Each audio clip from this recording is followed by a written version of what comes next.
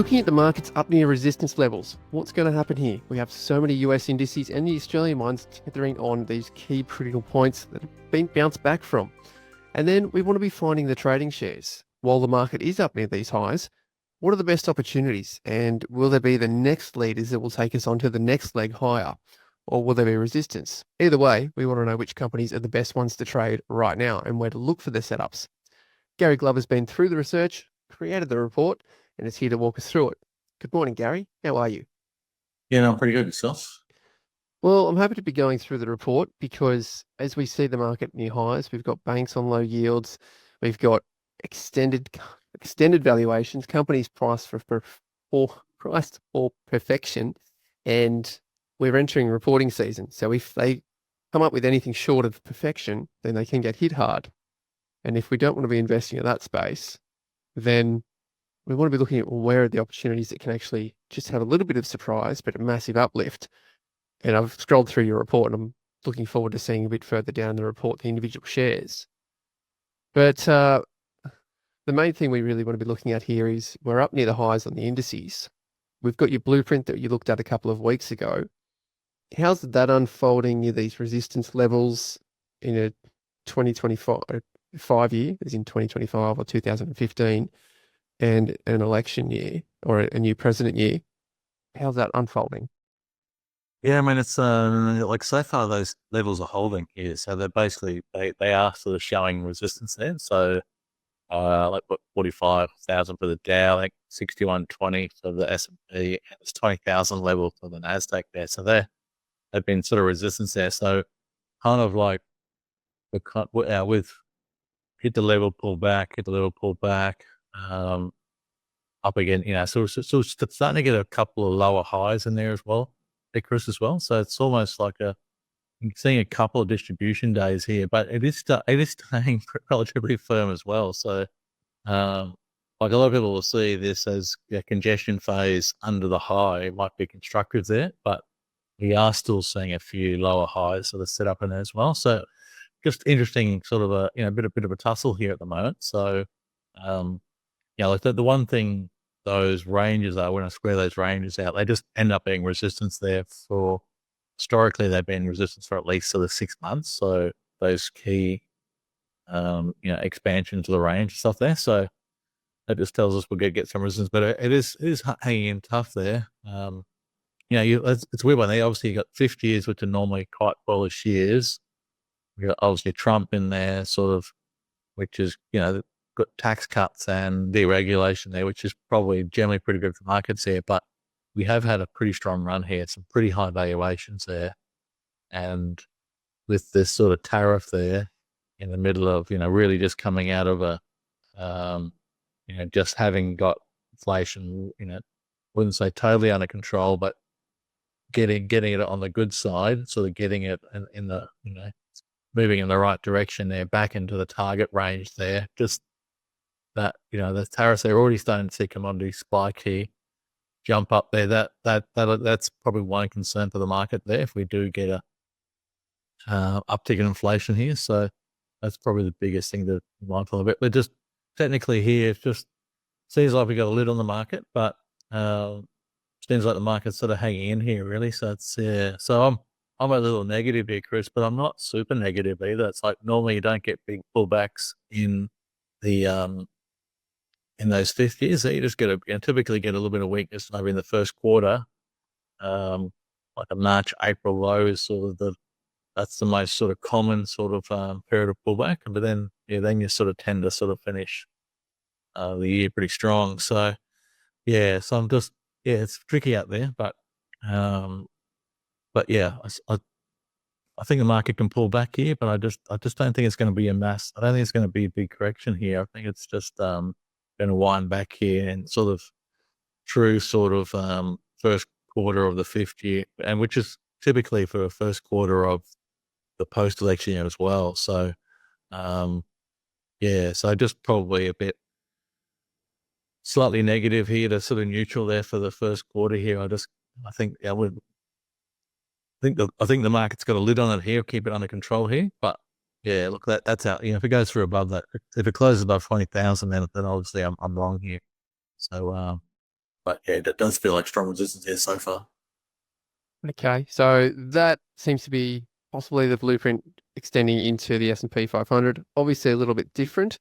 I'll just quickly take the time to point out the expansion point for those who are new. We've got the 0 if we start the counter here effectively, and then 100%. So that's the full range. Once it surpassed this high, adding on 100% of that range, so this distance is the same distance, we end up at 200%, which is where we are. If we echo just what you mentioned about the resistance points, the fifth years, the post-election years, is there any change with this sort of ascending wedge, or now that we've broken out of it, it's sort of, well, invalidate from a upside breakout, and we're now looking at what happens in the behavior here, conforming with the blueprint you've talked about, or something different? Yeah, I mean, the S&P 500 is a massive resistance there, Chris, as well, because that's like a 500% expansion of the 0709 bear market.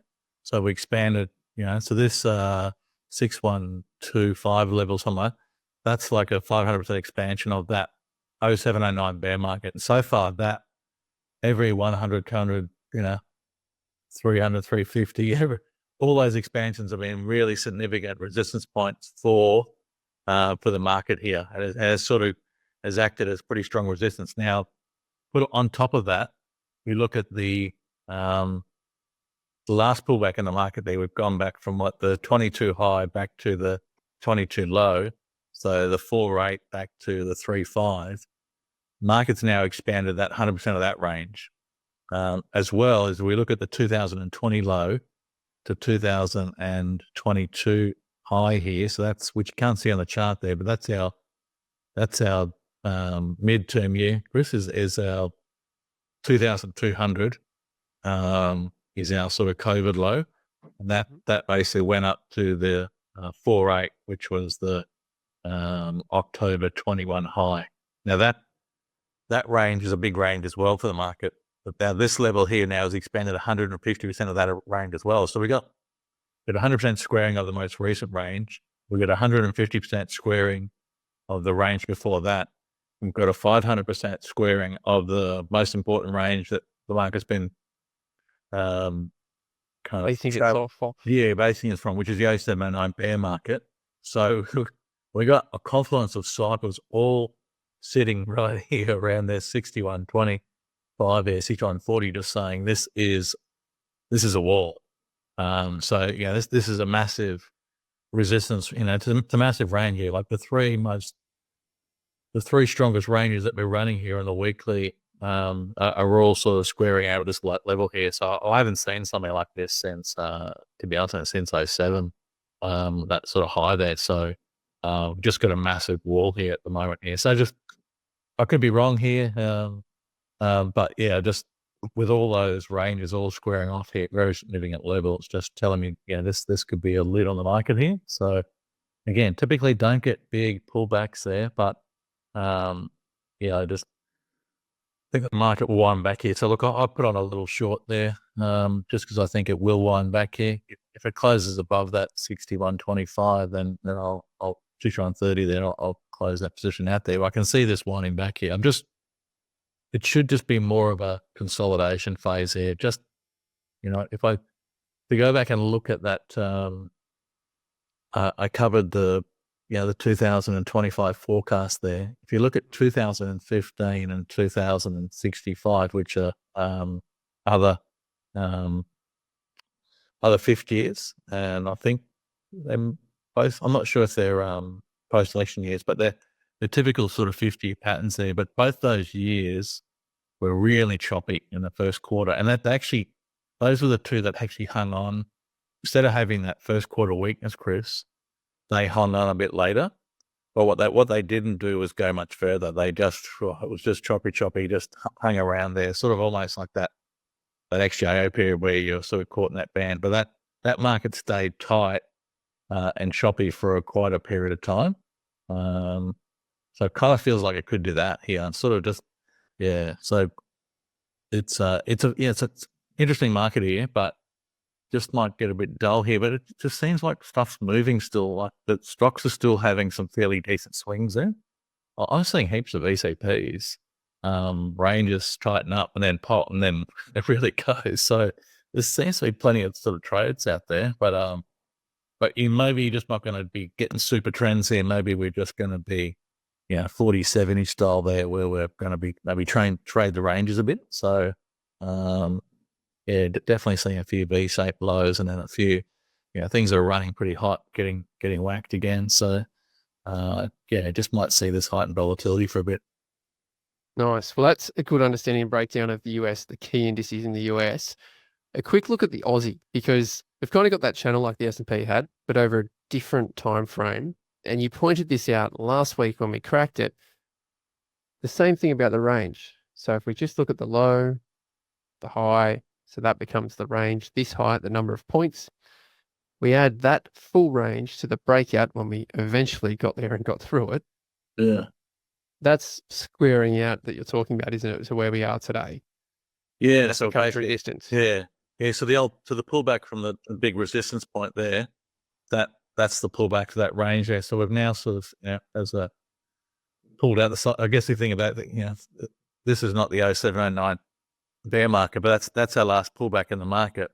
The market has expanded that, exactly the same range here. So, it's just interesting. We've hit that level there. We've hit that first level pullback, gone back for a retest there, and we're sort of chopping around that market at the moment here. So, look, at our market's actually probably showing a little bit more strength than the US, to be honest with you. So, maybe we just get a little bit of a dull pullback here.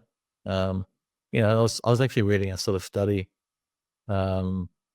this morning there, Chris, talking about the 2000. Obviously, like the last time we've seen a couple of things at the moment. You've got a price Shiller index, which is pretty bloody high, and you've also got concentration. Like a lot of the gains have come from a very small segment. So like but basically the Mag 7 are having a really I think the 20 low breadth, high concentration. Yeah. So the 29 high, I think the 2000 high, they were both low breadth, very concentrated tops there. But so it sounds pretty negative there. But the study was sort of saying that while actually those sort of sectors that were hot, they cooled off pretty large.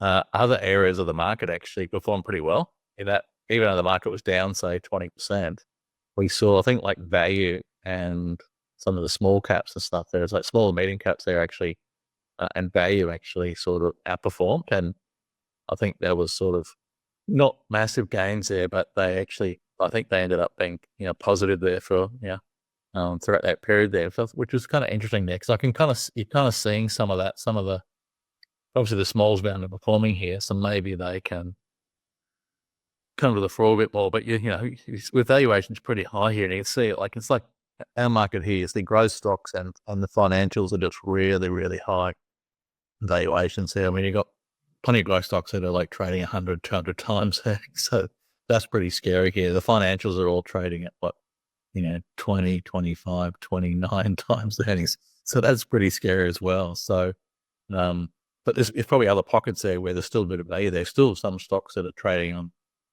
single digit PEs and some pretty high yields out there, just in some unloved sort of areas there. So there's still some value shares there with that are interesting here. So yeah, it'll be about potentially here just about being in the right sectors here at the moment. So yeah.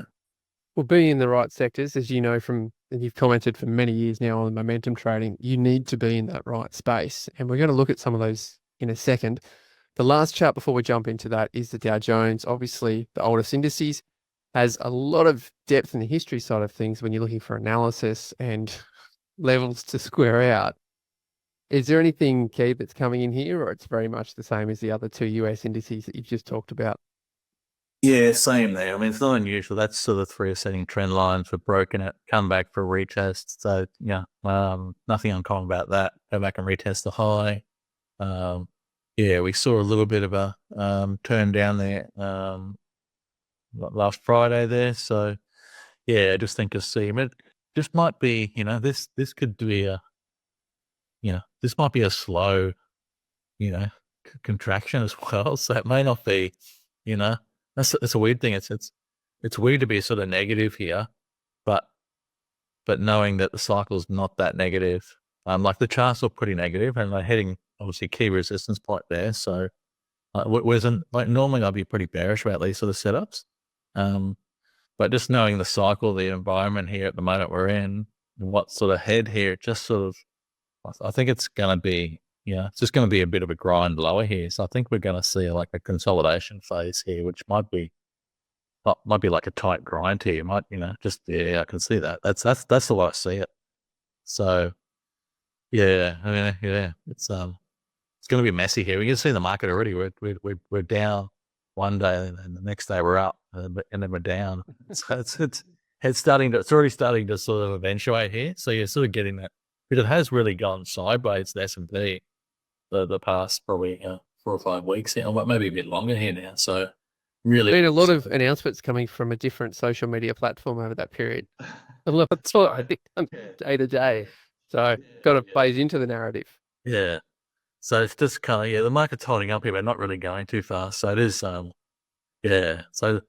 I can just kind of, that's the way I look at it here. It's sort of like, I'm a bit slightly negative here, but I still think there's opportunities there. So I'm sort of trying to play maybe a small short on some of this, US growth there, but then play a few longs here that I think still look pretty good here. So, I still think commodities is an area where there's a bit of value there. And, if we do get a little jump in inflation there, we'll see, we're still seeing those sort of commodity stocks there. Just, like gold's had a pretty strong move there. So I feel like that's probably, I know some people think it's got to keep buying the dips there, but I feel like we're getting pretty close to the end of that cycle. So I'd be careful about, that riding gold. Yeah, just be careful riding too long. We saw it with sort of uranium. It had a cracking run there, and then when it had a pullback there, it was a pretty sizey pullback for a lot of those stocks. So that's what I think you'll see with gold here. I think once it has a breather here, you could see a pretty sizable sort of breather there.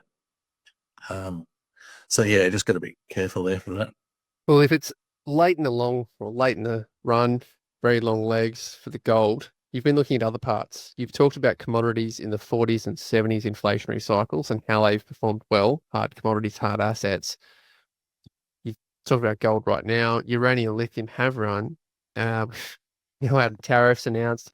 Could be okay for BlueScope with operations in the US, but those without operations in the US, like Ansell, with moving operations from China to, I think, Sri Lanka, that hasn't boded well for them. So all of this news that you're talking about that is sort of keeping the market choppy.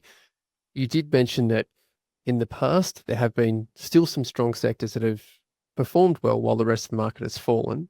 And with the heavy weighting of the indices into the Mag 7, we can definitely see those indices drop while other companies actually roar ahead. So BHP, you've put it in here. Obviously, you're not saying it's a buy right now, but can you tell us why you're looking at somewhere like BHP when it has actually been a laggard in this current context? Yeah, I just think the price is sort of it has trended down here now, but it has started to slow down the decline and started to it has retested that old level, at 08, 11 to the lows there, and then has sort of started to put in first high low there. I just like to see the price. I don't have a position here, but I just noticed the whole thing is sort of tightening up here, Chris. So notice a few of these sort of trends that have been sort of maybe trending down here.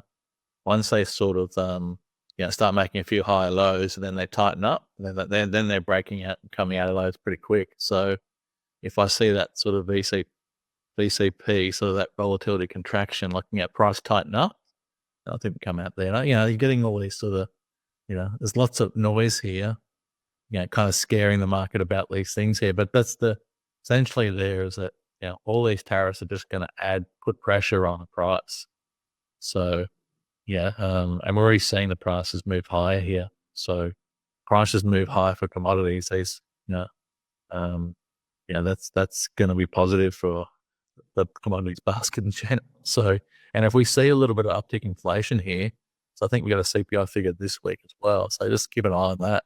But we're already seeing a few commodities are already sort of roaring. So there's more pressure on commodities here. I just think it's interesting here. So everyone's kind of hosing it down here, but there's a bit of value here. When you consider there's not much value elsewhere. This is sort of, it is interesting here. It just hasn't sort of got going here so far, but Yeah. But the key there is to see that price contraction there. I think we're seeing some good volumes down here at the low. Just need to see some contraction there. It's on these sort of negative news days. Because like we are sort of seeing, they are pretty negative for, what Trump's sort of talking about here. But we know that it's all so far, like a lot of it's just noise and threats, and then disappearing a few days later.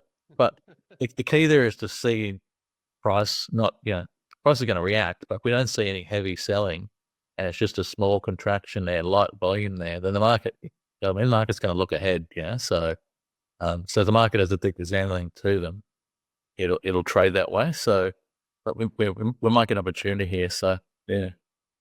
Well, as you're mentioning, the commodities, they can come out in and out of favor. So anyone who was trading the battery minerals throughout 2020, 2021, 2022 more so, may remember that lithium was running hot and nickel had started to move. And then Elon Musk tweeted, well, I don't have a lithium supply problem. I'm actually more concerned about my nickel supply problem.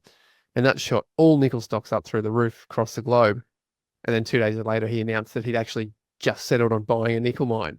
So as you're saying, these commodities can come in and out of favor quite quickly. We've definitely seen it in the battery minerals, and they've got a less of a trading history than the likes of BHP and iron ore and so on.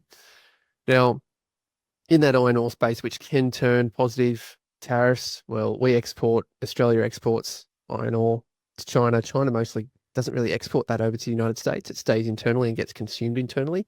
So provided they remain robust enough to consume that output, the tariffs possibly won't have an impact on BHP and Fortescue as much, but just the price impact of the raw commodity may actually lift, and that could be positive. So a bit of context there of what and why you're looking at this place in the market from a macro perspective.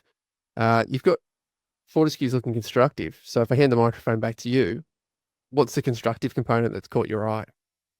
Yeah, look, even though we've had a bit of a downtrend there, we have bounced off to the long-term support line there and had an impulsive bounce as well, which is probably, and had some good volume on that bounce. And then we pulled back here, and the volume's a bit lighter there. And we sort of have come back in that typically ABC here, but well, again, sort of seeing that tightening in price there, Chris, as well. So the whole thing's tightening up there. So, so again, we're sort of seeing signs of accumulation coming in on the, sort of buying some of those dips as well. So we're definitely seeing some, some buying of that sort of weaker prices there. So I just think it's just tightening up here, contracting here. So, we're seeing, in the past here, we've seen that sort of, these stocks sort of contract in a tight range. Yeah, they can come out of that quite positively there. So, again, all this sort of noise, tariffs and stuff there, it's going to add, so far, it's going to probably put pressure on prices there. So, that's probably a good thing for these companies here long term here. So, yeah.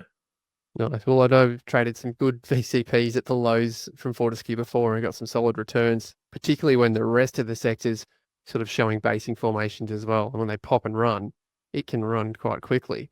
So in a similar space, Champion Iron, further down the market capitalization side of things. However, it seems is it similar in the sense that it's had the downtrend that Fortescue had? It's had sort of an impulsive move off that low, but it has come back in a longer period, sort of now come down, retest at the low.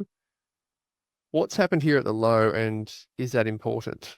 Yeah, probably not look as strong as the other two, but we do have a bit of a false break there, Chris, there last week. And then, so we did sort of punch through to a new low and then recover in price there. That was pretty big volume too. So we saw that pretty big volume come in at the last low. So we're definitely seeing signs of accumulation down under that 550 level. So yeah, this one here, I think if it can sort of hold here the next week or two, hold that level, then that'll be a sort of constructive sign here. And, we're just seeing this sort of big, wide, consider that chart there alone there. You can see that, we go up above $8 there and it's struggled to stay up there most of the time. And we're sort of, we've come down to this sort of low fives here. We're seeing sort of market recover from there as well. So, because the weird thing is that chart is very indicative of the 40s and 70s sort of style trading and of how high inflation environments often traded like that. So that's sort of what, that's what sort of occurred in the 70s. throughout the indexes and throughout a lot of stocks there. So, the good news there, it's sort of definitely suits traders there rather than investors there. Because obviously that an investor probably hangs on and sort of goes through all the cycles, where a trader might try and trade those cycles. Yeah, and that's so you saw that the markets largely go sideways, but had big moves up and down in between here. So that's why it looks pretty interesting here at the moment here with this price action with that false break there. But yeah, this one just needs to sort of hold that level here the next week or two there. But then potentially if it holds here, then potentially maybe it goes back up to $8 again. So definitely want to watch here in the next couple of weeks. We're shifting gears into a different type of commodity, select harvest in the almond space. Yeah, certainly there's not too many it's a tricky space, the ag one. Just sort of hadn't been, haven't seen too many big winners in that ag space, where we see where in the past there, the sort of high inflation environment sort of, there's some bigger winners in the middle there. So obviously, we're seeing some of the uranium stocks have a big move when the uranium price was running, and then we've seen some of the gold stocks, even though they've been probably lagging a little bit of the gold in Aussie dollar terms there, they still had some pretty decent moves there, gold. But yeah, typically the soft commodities are not, but I guess something like select harvest is just the one, Focused on one commodity. So just almond. So it's, so it's not too, not the most complex company to sort of understand and follow here. So, and then obviously like California, I think is around about 60-70% of like I said, they're pretty significant. So, but look, the almond market's been growing here. So, obviously, being a pretty healthy nut, the almond, and also the the rise of almond milk as well. Pretty robust there. So, I mean, Slate Harvest have actually raised a bit of money there to expand their sort of crop, their output. So.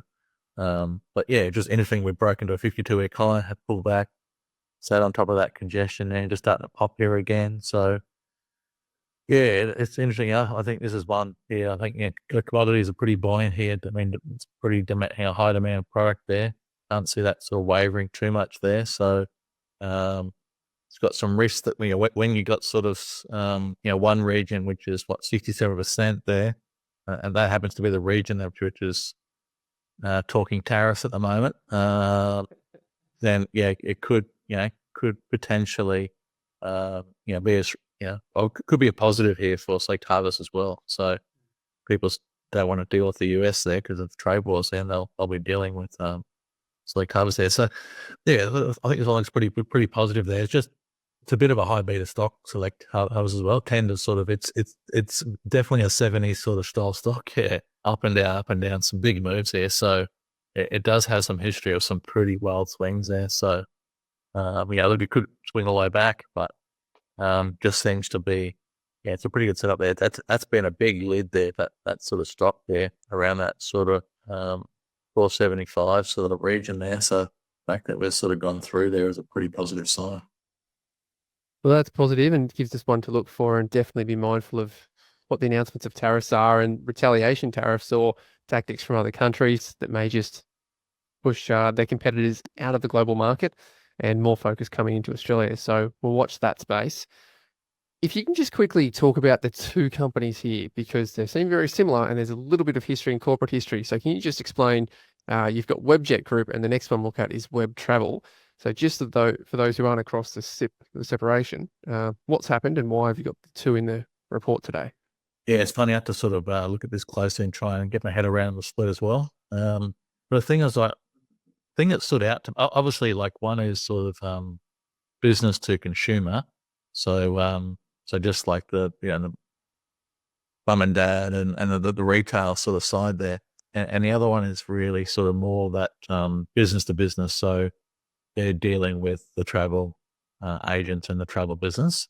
So the Webjet travel group, which is probably the biggest part of the business there, like the split there, that's the $1.9 billion business, Chris. So, and that's probably the sticky part there. I think they sort of associate maybe better valuations in that sort of stickier part, because you're sort of, once you sort of lock in all the travel agents there and they're all using your product there, then you've sort of got a pretty strong business there. But to grow a $1.9 million business there, it's a pretty large business already. So whereas the consumer business is only 300 mil. So it's much easier to grow that business faster than a $1.9 billion business. So the question is, like, why do that split? So I get there's obviously one's consumer, one's business to be. So that's the obvious there. I think 4 out of the 6 directors have gone to the bigger entity, which still kind of makes sense there. But the consumer part there is the interesting part to me. It just means a small part there. This is kind of the AI sort of the digital platform part as well. So I don't know, like I've got 3 20-year-olds, Chris, and so when they travel, mate, everything they do is on the phone. And so, they've gone, my daughter's just gone to Vietnam recently with a boyfriend. They organised the whole thing. And I don't know who they use, but I look, like Travel Ninja does, sort of tries to sort of sort all your travel connections together, and so from one to the next, and then offering you different sort of travel solutions in there as well. So there's just, look, they've got a reasonable brand there already, but I think this one here, I think it's weird. I remember when BHP South 32 sort of split up there, everyone thought it was good. Yeah, BHP was going to be the biggest beneficiary, but South 32 was the one that really had the biggest drive. All the other commodities that came into flavour shortly after that. Tail. Yeah, so I think it's pretty interesting, mate. The Webjet, the 300 mil, I think 80 to 100 was in cash. So there's a fair amount of cash there. I just think this is pretty interesting there, because this is sort of, so far we don't have too many sort of AI brands there, and even I think two of the directors come across it. It is a young person's area. It's probably you're like, I mean, you're more AI than me, so he'd be the one to go across on the board of Webjet. True, where I would be going the one on the old way, but see, this is sort of where I think this is sort of where the future sort of growth is there. So yeah, I mean, like they get a reasonable brand there, reasonable business there. I just think this is the one that's sort of more interesting to me. I think like why split out a $300 million business?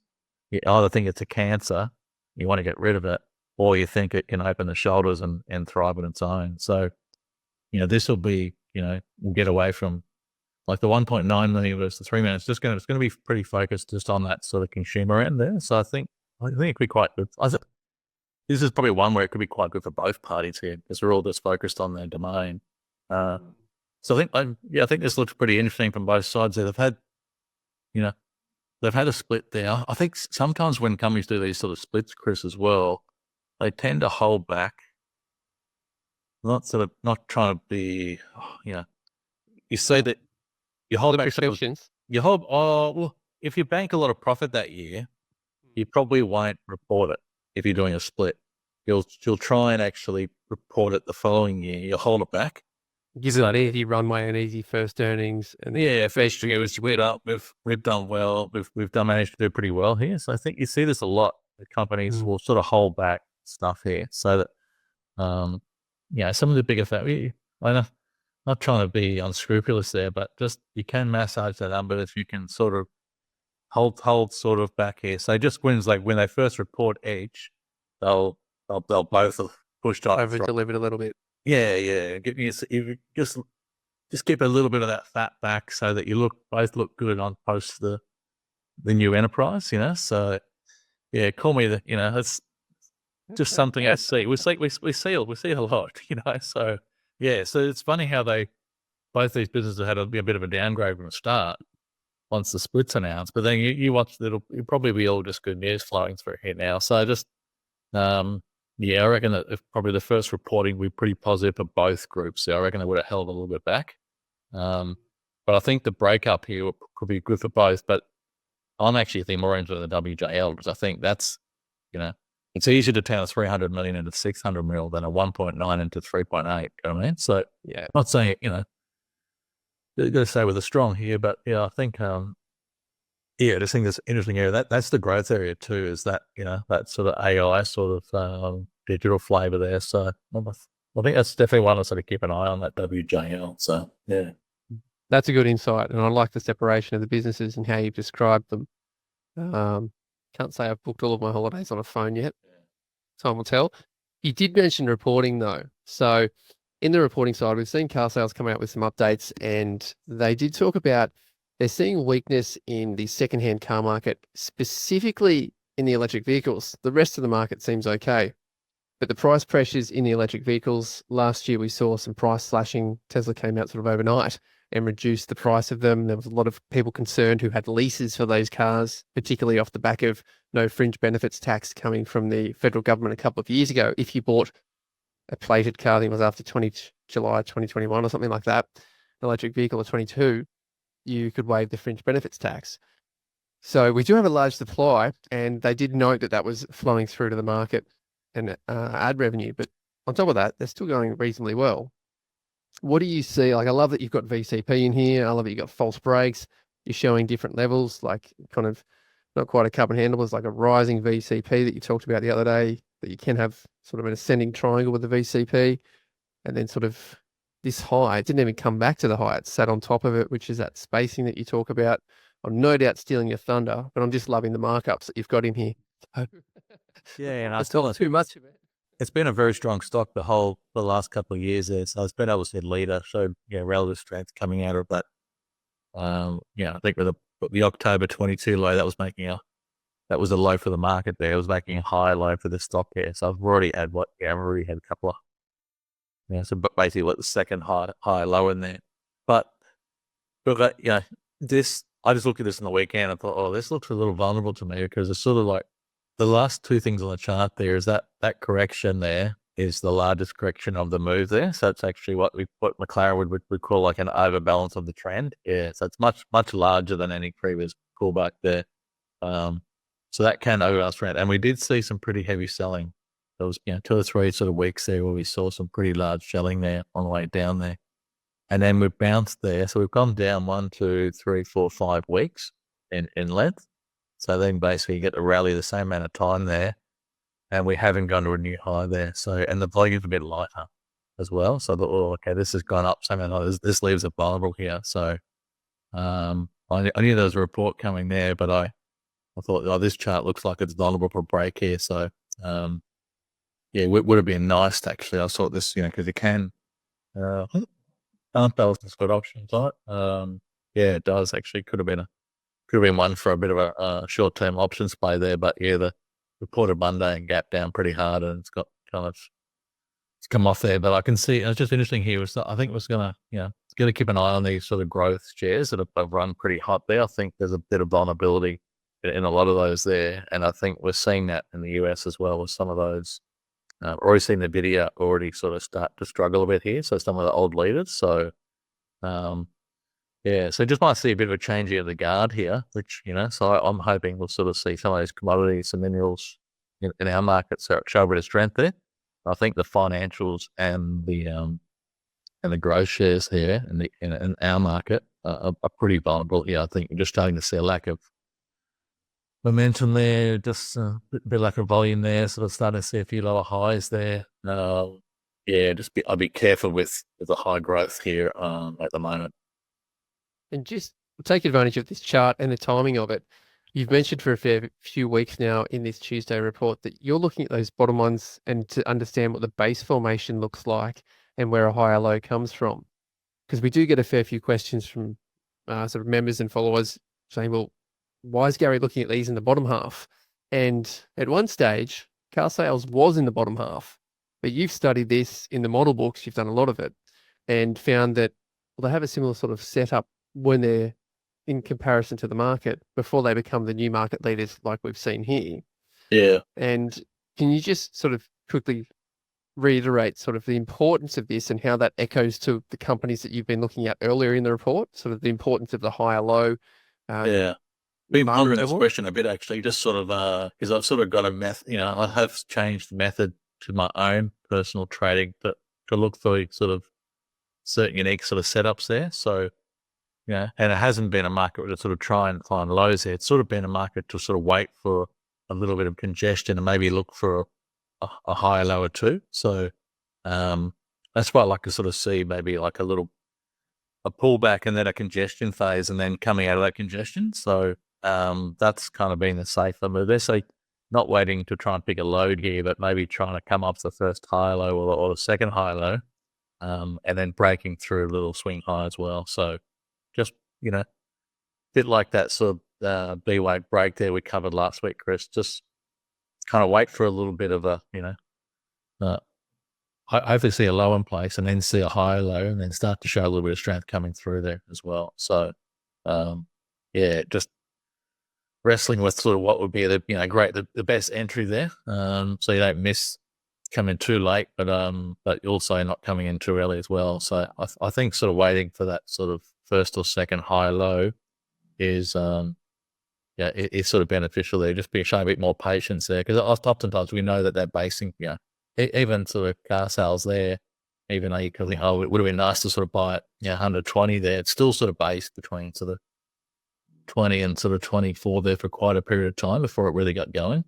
And then even if you waited for it to come through 24, it's managed to go 42. So still had a pretty good run there. So being more patient with the setups there, maybe that's the key there. But just, I think, waiting for that 0, 1, 2, 3 or that sort of 3 high lows there, that's always been a good there. It just hasn't been. It's just not the perfect setup in this market there because of that sort of 40, 70 style sort of range bound market there. Only, we're seeing a lot of V-shaped lows there. So some of the stocks that have come off hard there, build a base before they get going. So there's a lot of that in here. So it makes it a little tricky. But look, not to say the setups aren't there. It's just about sort of, trying to build a sort of good system in place there to sort of trade that. But I think rather than trying to pick the low, I think trying to come in maybe after a high low or a second high low is probably much more fruitful strategy there. Nice. Well, with that, we'll leave a whole link on the side here to see that video from last week where Gary covered the B-wave in great detail. Really worth drilling down to understand where the opportunities are and how he's identifying breakouts in this market. And to that end, we say thank you very much, Gary Glover from Novus Capital. Thanks, Chris.